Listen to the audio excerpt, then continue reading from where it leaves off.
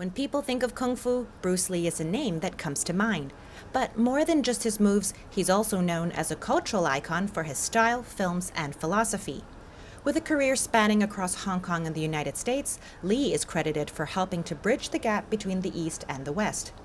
And to commemorate 50 years since his passing, the Hong Kong Heritage Museum has organized Bruce Lee a Timeless Classic, a pop-up exhibition that lasts till January. Here are magazine covers that focus on Lee's Jeet Kune Do, a type of martial arts that he founded and draws from various types of combat disciplines and philosophy.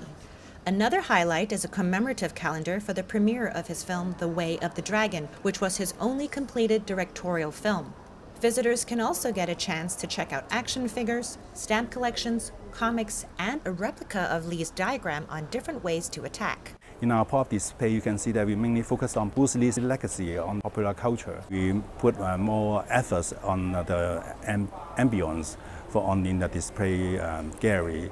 So we try to feature Bruce Lee's teaching. We have a mural wall feature his wording and his legacy about how he deal with the challenge, overcome the difficulties, and also how he encouraged himself to be a more confident and stronger person to prepare for future challenges. Many of you may know this iconic look from Bruce Lee's last film, The Game of Death. But you may not know that this film didn't just inspire fashion choices in other films like Kill Bill, it also inspired the format for many video games. Its original concept involves fighting your way to the top of a tower by defeating enemies on each level. Sound familiar? And for those wanting a wider glimpse into Lee's life and achievements, a bigger and permanent exhibition is offered on another floor. For example, you can find Lee's notes on a fight choreography from The Game of Death, which was completed by another director and stand-in actors after his death. These were boxing and fencing masks worn by Lee. On top of Wing Chun, he also incorporated elements from those sports into his Jeet Kune Do. And you may not have guessed this, but Lee liked to write poems in his free time. To mark this anniversary, the museum has also organized a Bruce Lee-themed camp for children and hosted a screening for The Kid, a film in which Lee debuted at 9 years old and co-starred with his father.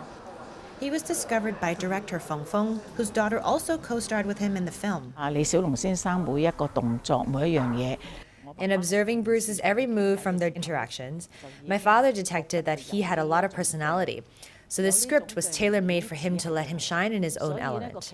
During filming, my dad really gave him free rein to move about and express himself in his own way, and the cameras would cater to his movements.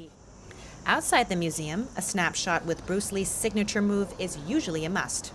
In 1978, I watched The Game of Death with my family, and I became his fan up till now. To us, he's a hero. He's so powerful, especially for boys who need to find idols to model after. He's number one. I remember when I was a kid, I used to watch his films, and it really inspired me to join like Kung Fu lessons, Taekwondo, Karate. At that time, there was a lot of people interested in doing that, so it was great for everyone to get healthy.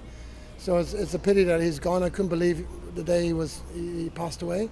So yeah, it gives me a lot of memories. He said Kung Fu martial art is a form of way to express yourself honestly and naturally, right?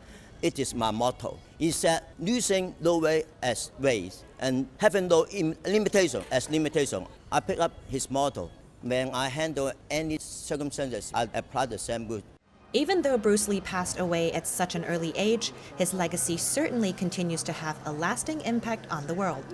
Ann Chang, CGTN, Hong Kong.